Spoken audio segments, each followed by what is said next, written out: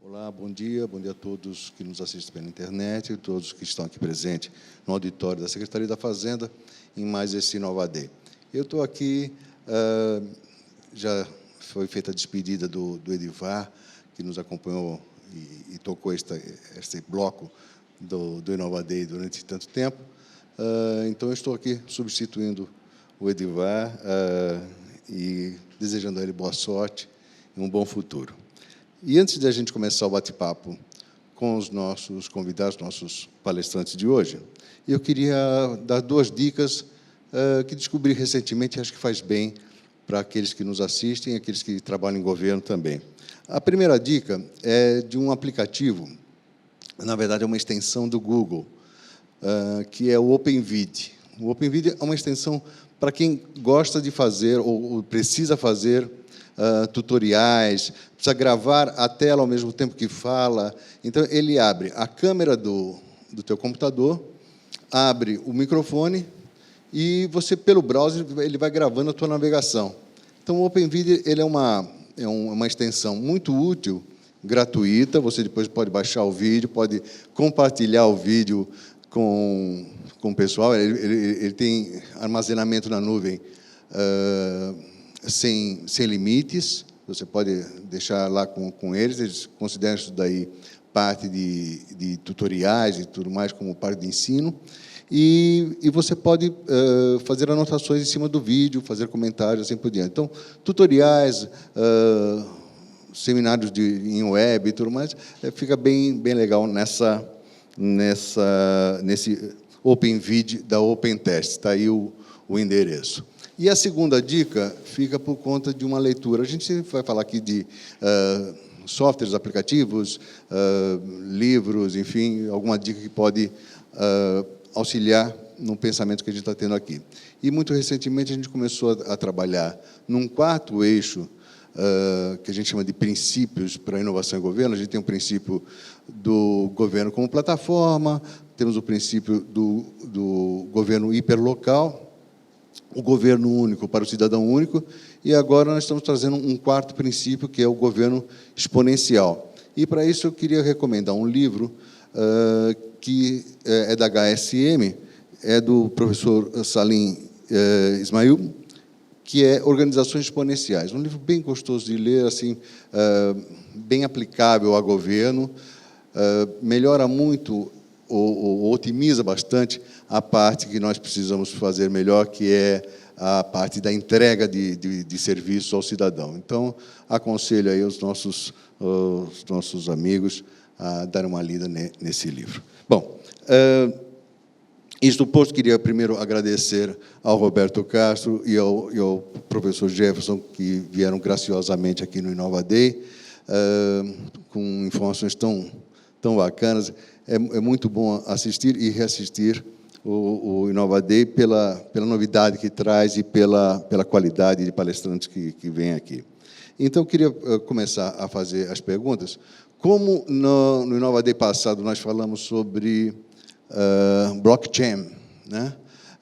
Blockchain como uma tendência para ser estudados, não só pelas áreas fazendárias, mas também por qualquer um em governo. Dessa vez, nós trouxemos a indústria 4.0 e um princípio de robotização ou de criação de soluções à distância. No mês que vem, o Inovadei de 29 de julho, o nosso tema será a internet das coisas, né? Com aplicações para governo e assim por diante. Então, hoje foi bem providencial ter esse tema aqui no meio, e eu queria privilegiar as primeiras perguntas aqui para o pessoal que está na internet, porque no evento passado só ficou com as perguntas da plateia. Então, vamos fazer duas perguntas do pessoal da internet, uma para o professor Jefferson. Na verdade, são duas perguntas aqui que falam sobre o mesmo ponto, Jefferson, que é... Uma pergunta vem lá do pessoal, seu conterrâneo lá da UIGOV, lá de Santa Catarina, e outra é de Elaine dos Santos Velames, no qual eu vou tentar sintetizar aqui a pergunta. Bom, o IGOV pergunta: estão pensando nas consequências para renda e empregos? E a Elaine dos Santos. A Elaine pergunta, apesar de ser fascinante o uso de robô e muito interessante seu uso para auxílio nas atividades humanas, não se pode negar que há diminuição de quantidade de empregos quando se faz uso de robôs. Como você vê esse dilema daqui a 5 anos? Acredita que a legislação brasileira deixará de ser superprotecionista e que conseguiremos resolver o dilema e alocar recursos humanos de forma a não se aumentar o desemprego, especialmente no Brasil? As duas perguntas direcionam para a questão do emprego, desemprego e renda, que você já deve estar bastante acostumado a receber esse tipo de... Muito bom dia, Elaine. Muito bom dia, colegas lá de Santa Catarina. Sabe, Elaine, essa pergunta eu tenho feito para mim desde que eu entrei na engenharia, quando fazia parte de coisas relacionadas ao centro acadêmico. Porque quando você vai desenvolver alguma coisa que é mecanizado, com eletrônica, você vai necessariamente desenvolver um equipamento, e esse equipamento substitui a força motriz. Como eu mostrei para vocês, você tem substituição da força motriz, elétrica, eletrônica, tecnologia da informação e agora sensores. Então, eu venho com uma resposta um pouco mais filosófica, que eu tentei me responder há uns 30 anos atrás, e eu uso isso para mim o tempo todo. Bom, como eu falei, a gente saiu de 650 milhões de habitantes para quase 8 bilhões. Não é? 8 bilhões. Significa dizer que a nossa vida mudou, a qualidade de vida do ser humano mudou drasticamente, porque essa indústria existiu. Qualquer indústria, indústria de medicamentos, indústria de bens de capital, enfim, qual que você imaginar. Então, se a nossa qualidade mudou, melhorou, eu acredito no ser humano como uma coisa boa. Tinha um cidadão muito interessante na época que eu fazia faculdade, e eu não sou católico, mas tinha um cidadão muito interessante na minha época da faculdade chamado João Paulo II. E ele dizia o seguinte, ele dizia que a pior degradação para o ser humano é o desemprego, disparadamente, o desemprego. Mas, em compensação, o ser humano tem melhorado ao longo do tempo. Uma prova clássica, só ver a história. Então, eu vou fazer um exercício com todos aqui. E é mais fácil quando a gente traz no sentimento para fazer o exercício. Imagine você, Elaine, uma profissão que você não quer para pessoas queridas suas. Imaginou? Para o seu filho, para a sua filha, para o seu avô, enfim, para quem você quiser. Imaginou? Essa profissão, se nós somos melhores, se nós somos mais humanos, essa profissão você não pode desejar para uma pessoa que você nem conhece. Não é? É o princípio do ser humano. Então, se você imaginou uma profissão que você não quer para o seu filho, saiba, essa profissão será automatizada e ponto. Será e ponto, não tem discussão. Só que se ela será automatizada e você não quer para o seu filho ou para a sua filha, como é que você pode querer para uma pessoa qualquer, que você não conhece? Então, eu penso assim, eu penso que essa é a primeira pergunta a ser feita. O que é aquilo que a gente, ao longo desse processo, morreram 5.000 pessoas numa semana em Londres, na década de 50, pela sujeira, pela poluição existente naquela cidade. Ou seja, a gente foi mudando a indústria. E, consequentemente, a gente foi substituindo operações que a gente não queria para uma pessoa... primeiro, a gente substituiu por operações repetidoras. Sim, era para fazer peças mais rápidas, mas agora a gente chegou numa época de desenvolvimento que a gente tem que pensar alguma coisa relacionada a isso. Então, eu estou muito tranquilo dizendo isso. Pelo Fórum Econômico Mundial, nós vamos perder, nos próximos 5 anos, algo por volta de 5 milhões de postos de trabalho na indústria. Eu falei de 3 bilhões e meio de pessoas. O Fórum Econômico Mundial coloca que nós perderemos 5 milhões. São 7 milhões de pessoas que trabalham em áreas convencionais e 2 milhões de pessoas entrando em novas áreas. Então, esse é o saldo negativo que a gente tem para os próximos anos. Cabe a gente, nessa sociedade que a gente está desenvolvendo, arranjar situações para que a gente tenha melhor qualidade de vida. Eu acho que não é uma resposta que você consegue dar com binária, né? Sim ou não, não teremos, teremos. Você tem que pensar mais ou menos na sua lógica. Eu, particularmente, para me livrar um pouco da minha questão, da minha van filosofia, da minha profissão, eu resolvi traçar essa filosofia de vida que tudo que a gente faz, a gente não pode pensar para uma pessoa que a gente não conhece, né? Tudo que a gente faz em termos de desenvolvimento. Bem legal. Tem uma outra abordagem, aliás, nessa mesma linha, Roberto, que é o seguinte: saiu nessa semana uma reportagem sobre o Google, que vai fazer alguns exames médicos ou algumas avaliações médicas com base em informações que o paciente ou que o usuário da Google puder oferecer como informação, tais como sintomas, algumas coisas assim, ele vai poder fazer alguns aconselhamentos. O que também bate nessa questão da internet das coisas, de assistentes virtuais e tudo mais. Como é que você vê essa automatização, não daquela profissão que eu não gostaria que meus filhos tivessem, mas de alguma coisa como a medicina, você aproximando diagnósticos ou pré-diagnósticos e aconselhamentos a partir da consulta de usuários? Tá. Bom, uns anos atrás, né, o doutor Google foi demonizado, né? Assim, hoje, se você vê muitas vezes ainda, uma pessoa, quando chega numa consulta médica, ela chega para o médico e fala: olha, doutor, o que eu tenho é isso, o que eu tenho que tomar de medicação é isso, então você dá a receita para que eu possa comprar e me tratar? Né? Então, assim, tem muita informação relevante na internet, mas também tem muita informação errônea, né? Então, você tem que tomar muito cuidado com o que faz. O Google, capitalizando isso, com certeza, ele vai filtrar muito as informações e vai tender a fazer um pré-diagnóstico um pouco mais correto para que você chegue um pouco mais com informações ao médico. Mas, ainda hoje, a tecnologia não permite a retirada da avaliação médica. Por exemplo, no ECG, que eu apresentei aqui, a gente tem algoritmos que diagnosticam o problema cardiológico da pessoa. Os algoritmos mais avançados hoje, eles conseguem separar muito bem o que é normal do que é anormal. Mas quando ele fala, essa faixa está anormal, então vamos diagnosticar, o erro ainda é da ordem de 30%. Ainda é um erro elevado. Mas você já teve um pré-diagnóstico de que você tem o problema. Então, aí você tem uma condição melhor de procurar um tratamento antecipado. Né? Então, nesse ponto de vista, é muito válido.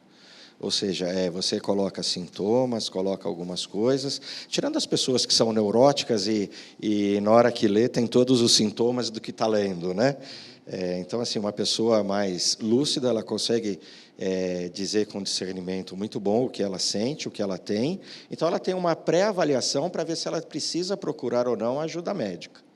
Né? Agora, tirar como base essa pré-avaliação do Google, porque muitas vezes a pessoa ela não tem a condição de informar o que ela tem para ter esse pré-diagnóstico completo. Pelo que eu li, essa forma do Google ainda está em evolução, né? Sim, claro. Quer dizer, você vai hoje no Google, todas as vezes que eu fui no Google com algum sintoma, eu estava para morrer. Né? Então, o diagnóstico sempre foi ruim, sempre foi. Quer dizer, acho que existe uma outra programação para isso, uma outra parte de assistente virtual para isso, né? E você diz que já há algoritmos que podem, pelo menos, assegurar que você ele consegue, prioriza. pelo menos, discernir entre, olha, tudo bem, você está bem, não tem problema, ou senão procura uma ajuda nesse sentido. Nessa fase hoje que a gente tem da tecnologia, sem problemas.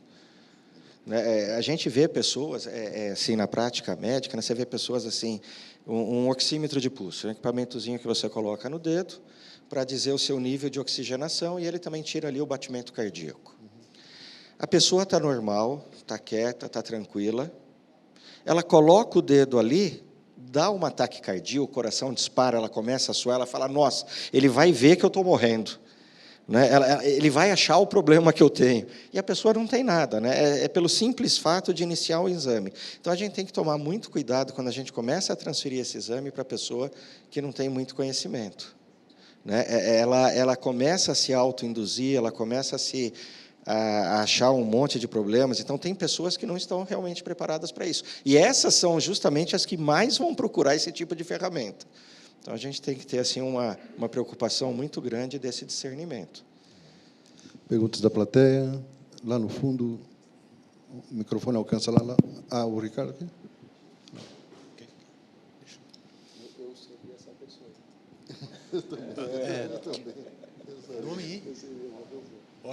Eu sou o Paulo, eu sou da diretoria de informações aqui, sou agente fiscal de renda. Queria perguntar para o professor, ele disse que a confiabilidade do algoritmo para o ECG é 70%, né? Eu queria perguntar se ele sabe a confiabilidade do laudista, que faz não sei quantos laudos por segundo aí. Assim, 70%, se a gente considerar que 95% é normal, né? Essa classificação ele faz bem, então ele está acertando 70 dos 5. Né? Agora, um cardiologista experiente fazendo laudo, o erro dele é menor que 0,1%, com certeza. Uma pessoa descansada, claro, né? Você não pode fazer uma comparação de uma pessoa que trabalha turnos de 18 horas constante, 3 empregos, tal. Não, uma pessoa em condições de fazer análise, né?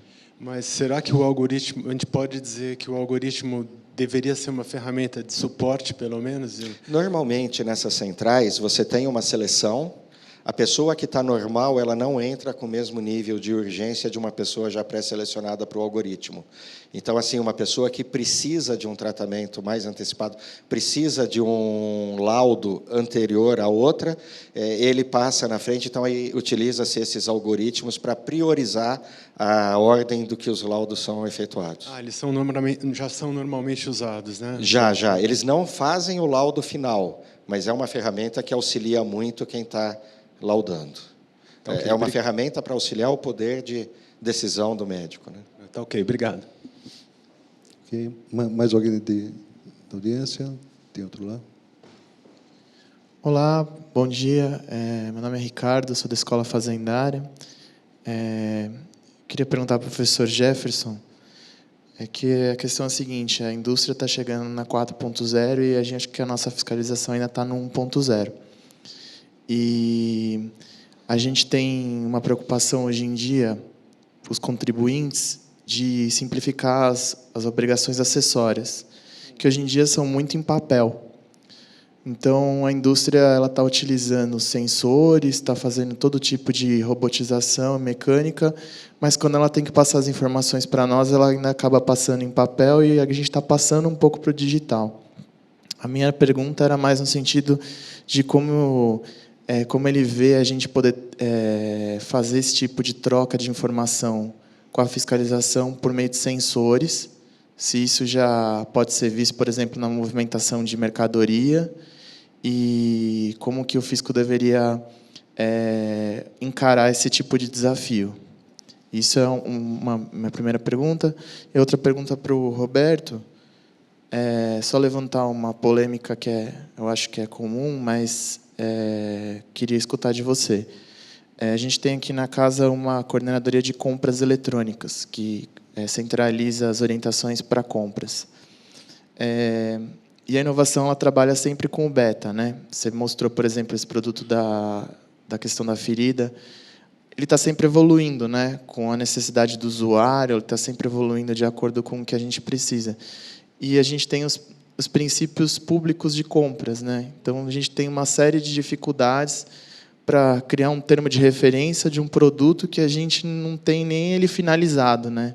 Então, como é que o agente público vai poder aplicar e adotar esse tipo de inovação, enquanto o próprio produtor ele ainda continua desenvolvendo ele num sentido quase que beta mesmo, né? Uma coisa que ela vai evoluindo sem ainda ter uma garantia, ter uma coisa quase como um software, né? Hoje a gente acaba fazendo dessa forma.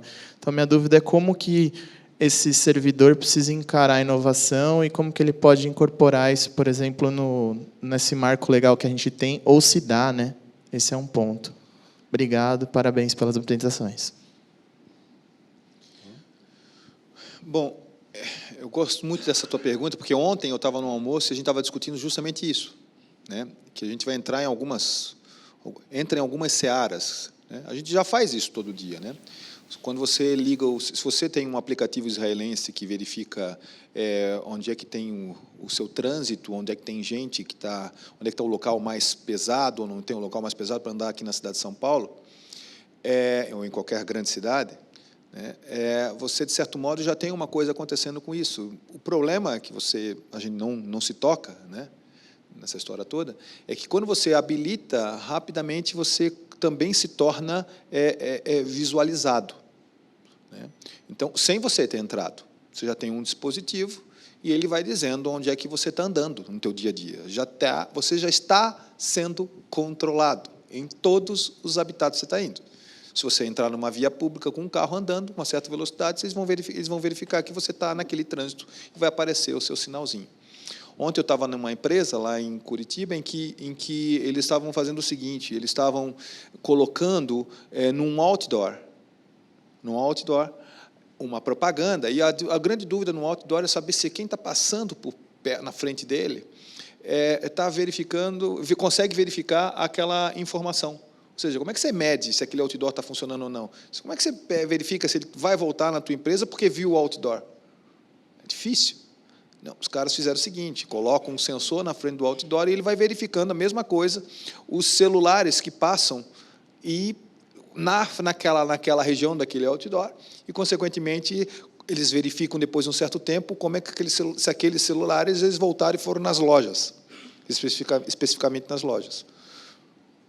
Ora, se isso a gente está falando de Big Data, de rastreamento de dados, de lógica de inteligência artificial. Se isso a gente já faz para o consumidor e no seu dia a dia, é muito fácil de pensar que isso pode ser feito para controle de Estado. Monitoramento, vamos dizer não controle, vamos falar monitoramento, que é uma palavra antes da questão de fiscalização. Em vários países, eu não vou dizer qual país, basicamente, você já compra um automóvel e esse automóvel já diz por qual percurso você está andando e, obviamente, você vai lá e já paga o imposto, e já paga o pedágio por andar naquelas grandes cidades. Então, também o Estado já coloca, na hora que vendeu um automóvel, vendeu isso aí. Você já tem isso. Uma empresa, se eu sou uma fábrica, por exemplo, de isopor, e meu isopor vai ser colocado em vários produtos distintos, tanto o isopor para comida, até isopor para bens eletrodomésticos, eu posso verificar qual o percurso daquele isopor e consigo verificar se naquela loja, lá naquele interiorzão, está tendo aquele tipo de produto ou não. Então, eu consigo verificar para onde os produtos estão andando, só com o isopor. Obviamente que é possível fazer tudo isso. É possível. É possível. E a gente não está em idade, eu acho que vocês não estão na 1.0, vocês estão na 3.0. Porque vocês têm aplicativo de software, vocês têm hardware, vocês têm, o que vocês não podem não ter agora, é essa mesma lógica de sensoriamento, que você, obviamente, coleta dados. Você consegue facilmente detectar quantas peças foram fabricadas a cada momento, a cada segundo, o quanto que a conexão dessa peça tem em relação à embalagem. Então, você consegue pegar toda a cadeia de suprimento relacionada ao produto final. E você ainda consegue, em alguns tipos de produtos, verificar como é que é o ciclo de vida dele com o cliente, com a pessoa que vai comprar. Consequentemente, você consegue verificar o rodar de vários tipos distintos de impostos. Muitos países estão utilizando isso. Não digo para ti que não dá para fazer isso aqui no Brasil, porque já dá, já é fato, né? Então, isso não está muito longe, não. Depende mesmo das condições e das políticas de desenvolvimento para a sua própria instituição, né? Só que vai ter... Não vai ser muito bem... nesse momento, não vai ser muito bem visto, porque a gente tem alguns entraves, a nossa indústria tem alguns entraves relacionados a essa questão da fiscalização. Tá? Por exemplo, nós temos projetos, tem equipamentos nossos, eu mostrei para vocês, equipamentos que você tem lá fora que você não consegue utilizar aqui no Brasil.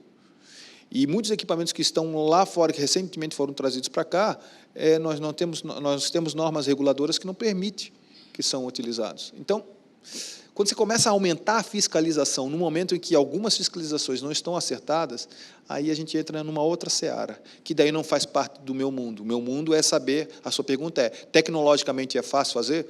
muito fácil. Muito fácil.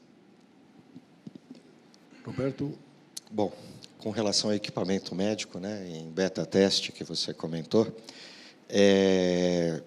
há 30 anos atrás, quando eu entrei na área médica, eu ainda era uma criança, né? A gente fabricava qualquer tipo de equipamento e colocava no mercado. Então, isso trazia um risco muito grande para pacientes, para usuários, né? E há mais ou menos aí uns 25 anos atrás começou a nascer a Agência Reguladora de Vigilância Sanitária, que é a Anvisa. Né? Começou numa salinha pequena, lá com o César Luciano, fazendo as primeiras portarias, a gente acompanhou muito, e de lá para cá a Anvisa evoluiu muito, né? Então, hoje, para que você consiga colocar um equipamento no mercado para fornecer, principalmente quando é um equipamento inovador, você precisa ter uma pesquisa clínica muito bem feita, muito bem embasada, você precisa comprovar a eficácia do produto, desempenho, segurança, senão você não coloca. Por exemplo, um equipamento como ECG, que é um equipamento que existe há mais de 100 anos, já existem normas particulares, onde você consegue certificar, é um equipamento muito bem tratado. O de ferida, quando é uma inovação desse tipo, você normalmente faz muita pesquisa clínica com autorização de CONEP, em instituições onde tem um acompanhamento e um controle daquilo que você está utilizando. A gente está fazendo um estudo comparativo, então você pega doentes com feridas bilaterais, então 2 pernas com a mesma ferida no mesmo paciente, e você faz um acompanhamento com o método que você está propondo, com outro método tradicional, o método que você está propondo com o método já validado. Então, você vai indo fazendo essa pesquisa. A gente está com 2 teses de doutorado em andamento, inclusive aqui no HC, nos hospitais das clínicas, que está fazendo um convênio com mais 3 hospitais. Então, para que a gente lance, agora a gente está em fase de lançamento desse produto, deve ser lançado para outubro, mas a gente está em pesquisa com ele desde 2010. Né? E hoje você não consegue mais comercializar um beta-tester no Brasil, o que é uma coisa muito boa. A Anvisa tem seus problemas de prazos, tem seus problemas, mas depois que ela entrou no mercado, regulando o mercado médico, o ganho de qualidade de equipamento foi fantástico, isso é inegável. Então, assim, hoje nós somos impedidos de vender um produto sem o seu registro na Anvisa. E se ele está registrado, você pode ter certeza que a gente passou por uma série de baterias de exames, testes. Um eletro hoje, para entrar no mercado, que é um equipamento altamente conhecido, é uma carne de vaca na medicina, o eletro, você não demora menos de 3 anos para colocar um produto em final de desenvolvimento no mercado. E um produto como esse, então, que você não tem métodos comparativos ainda, você demora muito mais. Assim como o medicamento. Você vê um medicamento, na hora que começa a ser estudado, é no mínimo 10 anos para entrar no mercado. E isso também acontece na nossa indústria, né? Assim, eu acompanhei muito de perto esse processo. Eu sou secretário da ABNT para equipamentos eletromédicos, nessa parte de normalização, certificação, há uns 21 anos. Então, assim, hoje, ou você coloca ele legalmente no mercado, ou, quando você coloca, você tem uma segurança muito grande em cima do produto.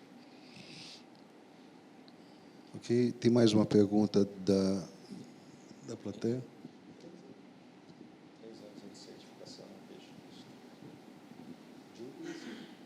Tem mais uma pergunta lá? É muito tempo, né? Sou Leonardo, do Caditerc, aqui da Fazenda, e eu queria tocar mais uma vez no ponto do impacto social da indústria 4.0. O senhor citou assim, impactos positivos realmente na história da indústria, a inovação na indústria, e nas perguntas a resistência, né, à inovação também. Mas lá, até na Europa, houve essas resistências, né, ao longo do tempo. E onde já é realidade a indústria 4.0, os governos, como na Alemanha, eles se prepararam para a implantação, eles tomaram alguma providência, né? Como que foi esse excedente de emprego friccional que foi acarretado, foi absorvido por outro setor, ou a própria indústria se transformou e conseguiu absorver o desemprego?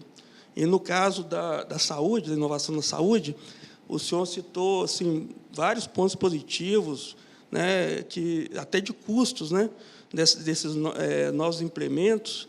E o que o senhor acha que falta para o governo adotar? O senhor acha que, porque, pelo que o senhor falou, a estrutura já está pronta, né? Não há muitos testes a se fazer, talvez nem haja mais testes. Qual a resistência, qual é o empecilho para isso ser implantado no governo?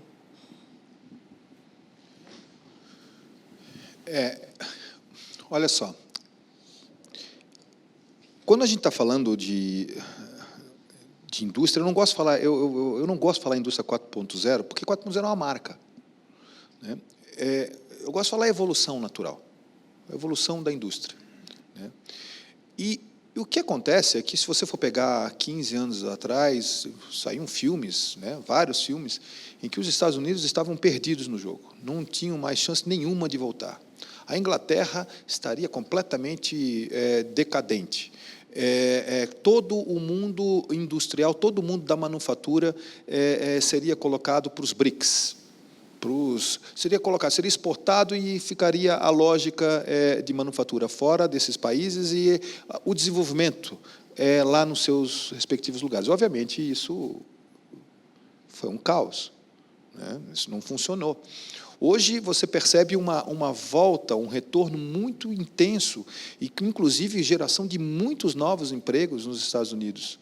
É impressionante, se você for pegar 6 anos para trás, o processo de desenvolvimento foi muito claro.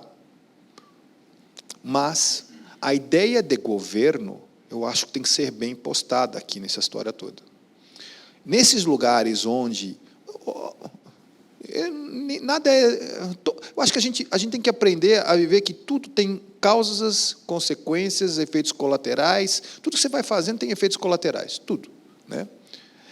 Mas o que é importante colocar, eu acho que é importante pontuar isso, é que o processo, por exemplo, nos Estados Unidos, ele passou por um problema extremamente complexo. Quando é complicado, depende só do governo, é ajustar uma taxação aqui, uma taxação ali, mas, particularmente, o sistema de ensino mudou. E o sistema de ensino é uma relação de várias esferas do governo. Particularmente, a cadeia de suprimentos modificou. E o sistema de cadeia de suprimentos não é uma esfera que só depende de governo, e só depende de boas iniciativas para juntar o pequeno com o grande. Ele depende de regulações, ele depende de legislações, e que sai da esfera do executivo e entra em outras esferas. Mas também entra na esfera privada, fortemente na esfera privada, porque tem uma política industrial por trás. Quando a gente fala de desenvolvimento de infraestrutura, volto a dizer, não é só uma atitude, um trabalho para o governo, banda larga, qualidade de energia elétrica. A gente acredita que isso tudo é somente estrutura de governo. Não é, ela parte também de desenvolvimento industrial. E tem umas coisas interessantes que esses governos também fizeram relacionados a essa questão de infraestrutura. Eles tomaram partido sobre protocolos de comunicação, protocolos tecnológicos, definiram um protocolo comum. Isso foi fundamental para esses lugares. Tanto é que você vê aí no mundo digital a briga pelos protocolos, e o nosso país nem tomou posicionamento a respeito disso ainda. Quando você fala de sistema para esse crescimento todo desses países, você fala também da área de regulação. É um grande problema hoje. A gente sempre fala que os estadunidenses eles trabalham com a questão do home office. Hoje é uma das principais causas de problemas trabalhistas a questão do home office nos Estados Unidos. Então, e aí? Mas eles se prepararam mais para isso. Ou seja, quando você fala que existe uma consequência sobre a qualidade do emprego, o efeito dessa indústria mais moderna, a indústria mudou o seu sistema, ela não é mais aquilo que eu falei só, a indústria da chaminézinha, ela trabalha sobre a responsabilidade estendida. Se você vai fabricar, por exemplo, um avião, no final, quando ele terminou a vida dele, não existem ainda políticas, como existem no automóvel, para aproveitar 98% das peças que foram dos automóveis para voltar na cadeia. E a gente ainda está no mundo da reciclagem. Então, a reciclagem é queimar, botar tudo num determinado local e voltar com um produto novo. Sendo que vários países têm tocado a ideia de remanufaturar, reutilizar, e isso, consequentemente, tem desenvolvido novos empregos, novos projetos, novas empresas. A gente está falando de uma economia totalmente circular, e se ela é economia, ela trabalha com o pilar. Sim, ela trabalha com o pilar sustentável, da circular, mas trabalha com o pilar tecnológico e custeio e a parte social. Então, tem o surgimento de novos produtos, não somente na área de TI, mas também na área de hardware, novos tipos de empresas. Porque se a gente está falando que produziu, tem que aguentar tudo isso porque os recursos são pequenos, eles acabam, você tem que voltar para todo local novo, a gente vai olhar para lixo e vai começar a perceber que lixo, tem até um filme muito bom disso, né? Que lixo é dinheiro pleno que está colocado lá. Então, mas para isso não depende de um governo. Quando você fala que esses países melhoraram, não foi porque teve um governo. Um governo é um direcionador. Vai lá, ele dá, na minha terra a gente fala, ele dá o sul. O pessoal aqui fala que ele dá o norte, né? Não, na minha terra dá o sul. Né? Então ele suleia aquela movimentação. Você vê todos esses países fazendo isso. Eu acho que a gente precisa de um entendimento melhor do que significa governo. Eu acho que essa é a questão, porque quando você fala investimento governamental, você vai jogar só para as pessoas que estão trabalhando. E vocês, que são governo, que são públicos, vocês são convertidos, vocês são pessoas que trabalham pensando em inovação. Então, é difícil quando você generaliza, falando como governo, porque tem pedaços que estão trabalhando fortemente para isso. Então, é isso. Estados Unidos, Alemanha e China, e agora a combinação entre os países lá eu me esqueci o acrônimo, combinação entre Tailândia, Malásia, Indonésia, com China, esse pessoal está se planejando muito bem em formas de governo, a Grã-Bretanha se planejou muito bem para chegar nesse ponto que eles estão, Estados Unidos também, se fosse falar em governo. O que falta para o governo implantar, né, essas tecnologias, eu acho que é mais uma elaboração de uma política, de um plano de saúde que envolva a implantação dessas tecnologias, porque elas reduzem custo, mas mudam muito a forma de trabalho. Então, em vez de você fazer contratação para um setor, você está fazendo para outro, você vai direcionar a pessoa, você vai treinar. Então, eu acho que é mais nesse sentido. E também o governo, a gente sabe, ele é um pouco engessado em algumas regulamentações. Então, você vai comprar de uma empresa que é fornecedora de uma tecnologia nova, tudo, mas só tem essa empresa. Então, gera um pouco de conflito nessa compra, nesse processo. Dá para se fazer? Dá, mas é muito mais demorado. Mas que a tecnologia está pronta, disponível e para reduzir custos, não tenha dúvida disso. Mas aí eu acho que é mais uma elaboração de política interna de como vai ser desenvolvida a saúde, como vai ser feita essa implementação, porque tem que ser feito um plano para essa mudança, né? Você vai reduzir custos mais para frente, vai melhorar mais atendimento, mas você vai ter que sair um pouco da zona de conforto que está hoje, da forma de trabalho, né? E alterar essa forma para que lá na frente você tenha um atendimento melhor. Bom, temos mais uma pergunta aqui vinda pela internet, do Daniel Lian Shen. Bom, a minha pergunta. A indústria no Brasil, é para Jefferson a pergunta. A indústria no Brasil tem vários obstáculos. Tributação, infraestrutura, juros altos, etc. Dois que eu gostaria de enfocar são baixa produtividade e baixa qualificação. Na palestra foram mostradas diversas oportunidades para aumentar a produtividade.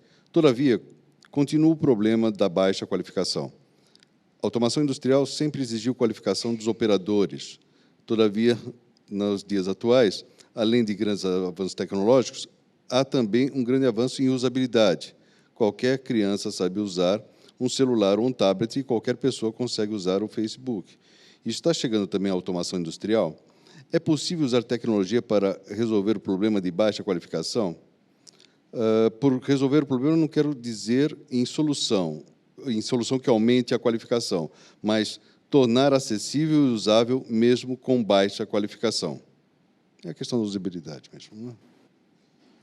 Eu acho essa pergunta muito pertinente, porque a gente vive a gente pode dizer que a gente vive uma escassez no nosso país muito forte na questão da noção de trabalho. Talvez porque a gente tem uma filosofia um pouco da época francesa, lusitana, em que o trabalho, a palavra trabalho, significava algo ruim, algo maçante. Tanto é que o cidadão pergunta, o que você gosta de fazer na vida? Eu gosto de fazer tal coisa. O que você trabalha de quê? Não é muito relacionado trabalho com gostar da vida, né? É muito da nossa lógica. Tanto é que a gente esconde os nossos filhos. Quando a gente estuda um pouquinho, a gente esconde os nossos filhos do trabalho. A gente não deixa os nossos filhos trabalharem com 14, porque também não pode, 16, com 18, não. A gente quer que ele forme no colégio, depois entre na faculdade, da faculdade ele... Aí, lá com os 23, filho está preparado, pode trabalhar. Não é mais ou menos assim? 23 anos, demora 23 anos para ir para o mundo do trabalho. Então, curiosamente, então, a gente termina fazendo um processo de educação que é uma discussão muito longa, uma conversa muito, muito forte, porque a gente tem que repensar, quando o cidadão já chega para fazer um curso de mecatrônica, ou quando o cidadão já chega para fazer alguma coisa tecnológica, ele quase que foi convertido por um colega, ou alguma coisa aconteceu, algum acaso o fez fazer um curso técnico ou pensar em trabalhar com alguma coisa desse tipo tecnológico. Uma prova clássica é que isso não é um problema só nosso, é um problema do mundo, né? Nos Estados Unidos eles estão um pouquinho diferente nisso, eles têm até um grupo chamado Women in Computer Science. Ou seja, estão tentando fazer com que mulheres, que é uma grande... Metade do público que trabalha com tecnologia está de fora, praticamente. Porque se você for numa sala de mecatrônica, você vai encontrar 100 pessoas, 4, 5 são mulheres. Então, não me parece que é uma lógica que mulher não gosta de tecnologia. Isso é meio machista. Aliás, totalmente machista. Então, o que eu estou querendo dizer? Que o nosso formato...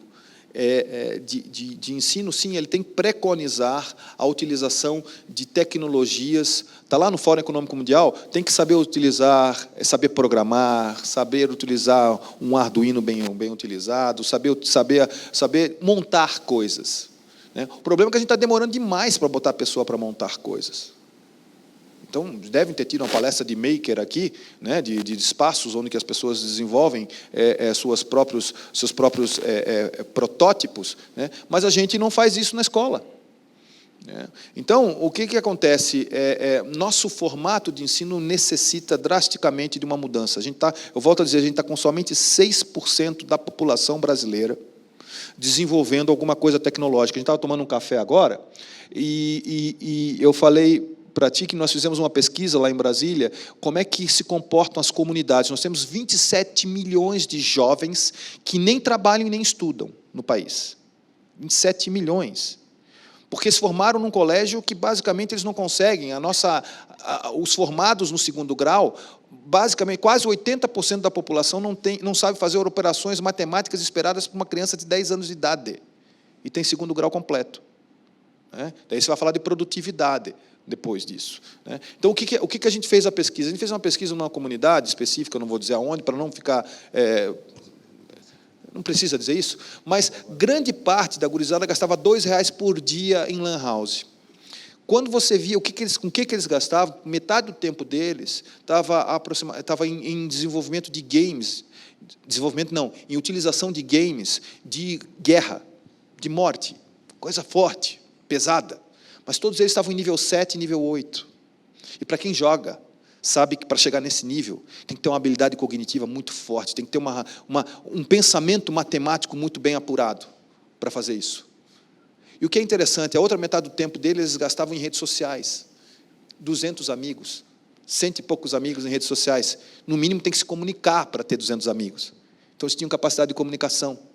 tudo que a gente precisa dentro da nossa indústria, capacidade de comunicação, capacidade de lógicas matemáticas, só que a gente perde esse contingente porque nós somos chatos na formação. Nós não damos proposta de valor, não damos significado na vida das pessoas para a educação, porque a gente acredita que trabalho é maçante. Desculpa falar tão pesado assim, mas é o fato. Então, a gente tem que pensar uma escola, sim, o senhor colocou a disciplina de inovação na escola, vocês estão pensando em colocar a disciplina de inovação na escola, mas os americanos estão colocando programação na escola. Os germânicos colocaram já há muito tempo a lógica de fazer mão na massa. O Senai é uma cópia de modelo germânico. Então, noção de saneamento básico, noção de doenças sexualmente transmissíveis. Esse assunto todo que permeia uma sociedade, a gente perde porque a gente lota nas 2.600 horas preconizadas pela Lei de Diretrizes e Bases na educação brasileira, a gente preconiza 1.200 horas de coisas que, basicamente, não estão dando resultado. Esse povo todo sem ter formação. Então, a gente tem que pensar uma nova forma do nível médio. Eu não estou nem indo no fundamental. O fundamental tem que ser lúdico. A criança já sabe, desde pequenininho, mexer com tablets, já sabe mexer com sistemas, e é fácil você fazer com que ela goste das coisas. Mas, basicamente, quando chega no nível médio, você tem que repensar esse processo. A gente só vai ter indústria produtiva se a gente aumentar o percentual de pessoas que possam pensar em trabalho, em indústria. Somente 6% de uma população como a nossa não dá. Só para aproveitar essa abordagem que você está dando, Jefferson, tem uma outra pergunta aqui a respeito de educação, que vem da Tatiana Tomé de Andrade. Qual o caminho para as universidades públicas trabalharem em parceria com a indústria? E eu gostaria também, aí a pedido pessoal, que você comentasse um pouco sobre o ensino baseado em problemas, que estaria, talvez, na mesma resposta. Bom, a primeira cooperação entre universidade e empresa. Eu tenho certeza que 99,999% dos professores, pesquisadores do país, que desenvolvem projetos, aqui a gente em São Paulo, eu sou uma testemunha clara que nós temos aqui em São Paulo a FAPESP, que funciona muito bem, é um orgulho para qualquer pesquisador brasileiro a FAPESP. E nós temos vários professores, esses professores todos gostariam de trabalhar com muita tranquilidade com as empresas brasileiras. O problema é que hoje nós temos, sim, nós temos problemas jurídicos. A gente tem que facear isso de frente, Nós temos problemas jurídicos. Por exemplo, se eu desenvolvo um aluno de pós-graduação, aquele meu aluno que eu mostrei fazendo o Snake Robot, aquele aluno nosso, lá do ITA. Se ele participa de um projeto como aluno de pós-graduação, ele vai participando muito bem. No momento que ele botou o CNPJ, ele já não pode mais participar com muita facilidade, não. Porque você não pode facilitar essa entrada de CNPJs em ambientes, em projetos que já estão obrigados. Existe uma lógica, um arcabouço jurídico muito complicado, desde a questão da propriedade intelectual, passando pelos royalties, indo pela frente disso, mas até o formato do dia a dia que uma instituição pública pode trabalhar. Então, nós temos, eu acho que há arcabouços jurídicos. Se são jurídicos, o assunto é positivo, dava para a gente arrumar. É uma questão de tempo, vai acontecer naturalmente, vai ser arrumado. Então, não é uma questão de falta de vontade. Mas a educação baseada em problemas é, aí sim, uma questão de vontade. Porque ela é trabalhosa. A educação baseada em problemas, você joga o problema, o desafio, deixa os alunos trabalharem. Os alunos não estão habituados a isso. Eles passaram pelo nível fundamental 1, fundamental 2, o médio, de uma maneira completamente baseada em conteúdo e não em problemas. Então, eles fazem prova, conteúdo, prova, conteúdo, prova, conteúdo, chegam na universidade, que já lá, ao final, já são aquela nata da sociedade, que vai fazer faculdade e, basicamente, eles já estão tão cansados do ensino que eles querem pegar o canudo, cara. Eles querem ir embora. Então, eles querem passar mais 4 anos, 5 anos, porque eles querem uma profissão. Eles já não aguentam mais. Daí você vai trazer ainda problemas para eles resolverem. O aluno se sente desprotegido porque ele queria que um professor falasse para ele, o professor escuta, e ele ficasse escutando, anotando para fazer uma prova no final do ano, no final do semestre, ou do bimestre. E o professor, por sua vez, sabe que se ele for trabalhar com a lógica baseada em problemas, ele tem que ser basicamente um consultor. E um consultor, por lógica, ele não age. Ele observa e ele sai do centro da atenção. Então, a gente tem um problema cultural, porque o professor sai do centro da atenção. Então, você tem que formar. Lá em Santa Catarina, a gente está desenvolvendo uma coisa chamada MBI, um nome bonito, em inglês, Master in Business Innovation, com os professores. Com os professores, onde 30% do tempo dele, ele aprende tecnologias de educação. O pessoal da Olin College, lá nos Estados Unidos, várias universidades bacanas, mas o Olin College tem feito um trabalho aqui no Brasil legal com o pessoal do INSPER, aqui em São Paulo, e também com o pessoal da Federal do Santarém e o pessoal da Federal de Minas Gerais, o pessoal também tem se inspirado bastante nisso. Você forma o professor, 30% dele, para utilizar tecnologias de programação, de automação, enfim. Como é que você traz isso para a sala de aula de uma maneira lúdica? Então, você joga o problema, o aluno aprende, depois ele tem que desenvolver a teoria. Eu só vou ensinar a diferença de uma spline e uma equação polinomial de 7º grau depois que um cara projetou um eixo. Hoje é o contrário, né? Hoje você aprende spline e equação de polinomial de 7º grau e depois você vai projetar eixo. Ou seja, você não vai querer nem saber o que é uma spline. Você não vai nem querer, você vai usar a regra de 3 e pronto, no final das contas, para fazer o eixo, né? Então, você ensina essa parte tecnológica ao professor. Num outro pedaço grande, a gente está ensinando para o professor a parte de gestão da educação. Cada aluno é diferente. Quem trabalha aqui com educação e quem trabalha em empresas sabe que tem uma coisa chamada MBTI, que tem vários perfis distintos, várias combinações distintas. Tem um ser humano expansivo, tem um introvertido, tem um inovador, tem um mais ligado a procedimentos. Enfim, tem vários tipos distintos de ser humano. Como é que a gente quer dar um tipo de prova para um tipo de aluno? Que padrão médio é esse que a gente quer ensinar para as pessoas? Então, a gente ensina a gestão da educação para que ele olhe dentro de uma classe distintos tipos de pessoas que vão ser valorizadas. Incompetência é um processo temporário. Entendam isso. Incompetência é um processo temporário ligado por uma certa característica de um habitat. Se você está incompetente agora, não necessariamente você é uma pessoa incompetente. Você pode ser competente em outra área. Só que talvez naquele habitat que você está incompetente porque não é a tua fortaleza. Então, a gente tem que ensinar o professor essa gestão da inovação. E o último ponto, a gente faz coach com o professor. Coach. Aquele mesmo coach de relacionamentos.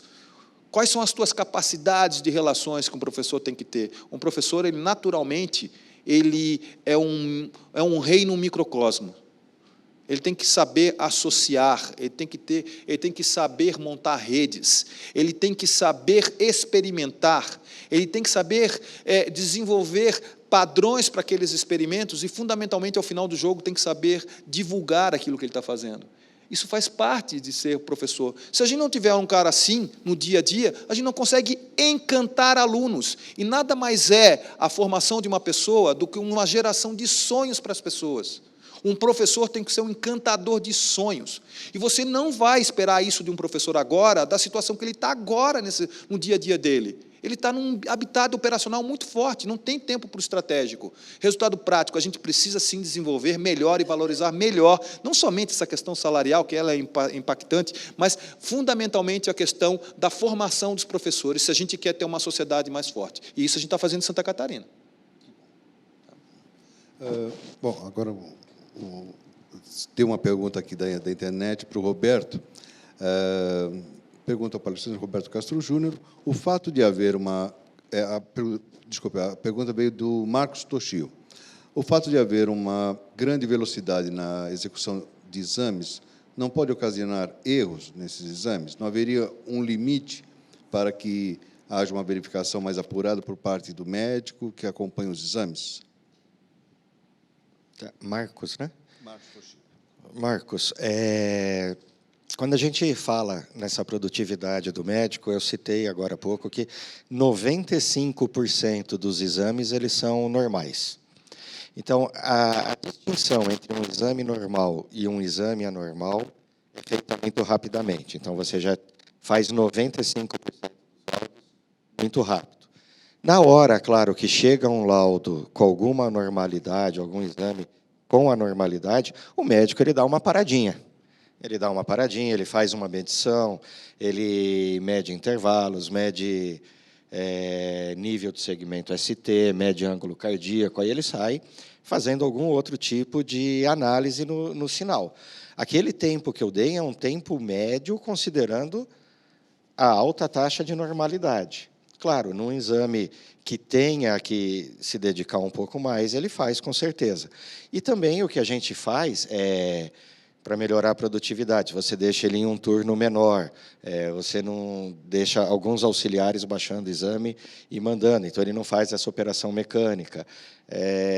Uma coisa que os Estados Unidos faz bastante, que a gente aqui ainda não faz, para o médico não trabalhar à noite, ele abre uma central médica na Austrália para laudar os laudos da noite dos Estados Unidos.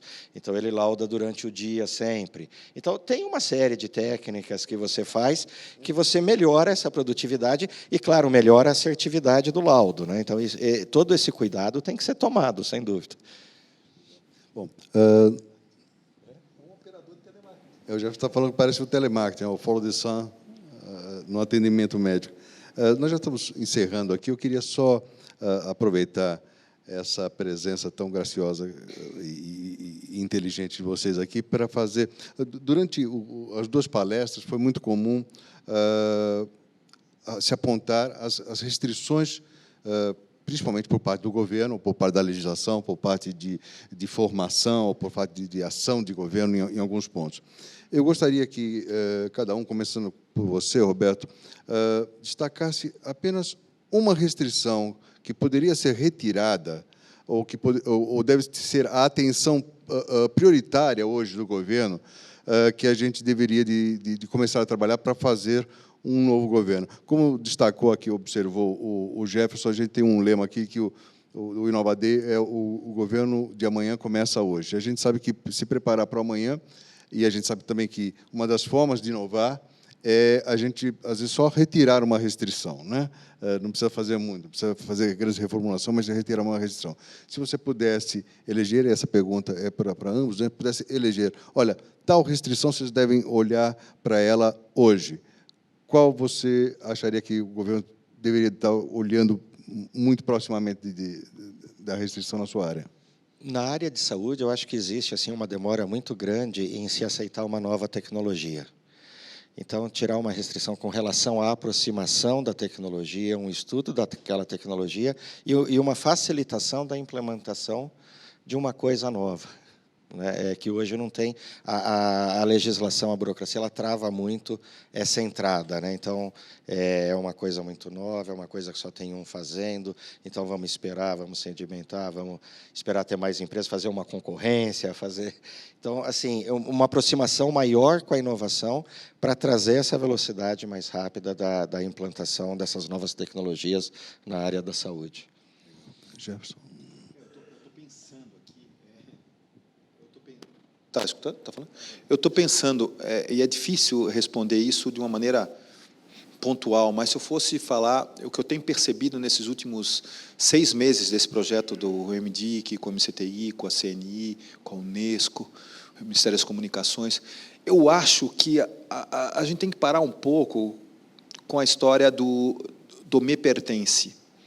Do me pertence, é o meu prédio, é o meu projeto. E essas parcerias, quando eu escutava antes falar de parceria público-privada, eu sempre entendia que parceria era negócio público-privado, é dinheiro cash in, cash out, né? Era fluxo de capital somente. Quando eu falo parceria público-privada, agora é pensar uma sociedade mais associada, mais cognitiva, e o governo pode ser um facilitador dessas relações.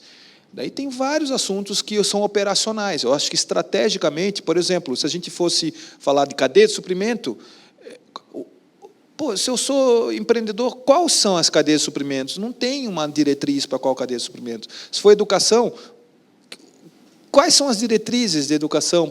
Ou seja, ele ser um facilitador, ser um escutador, um parceiro com a iniciativa privada. A gente tem que parar dessa história de botar governo aqui, privado aqui. Nós somos uma sociedade só, somos um país só, que ele precisa olhar como um todo. E governo é parte integrante disso, e empresas e população é parte integrante disso. Tem que estar no mesmo habitat.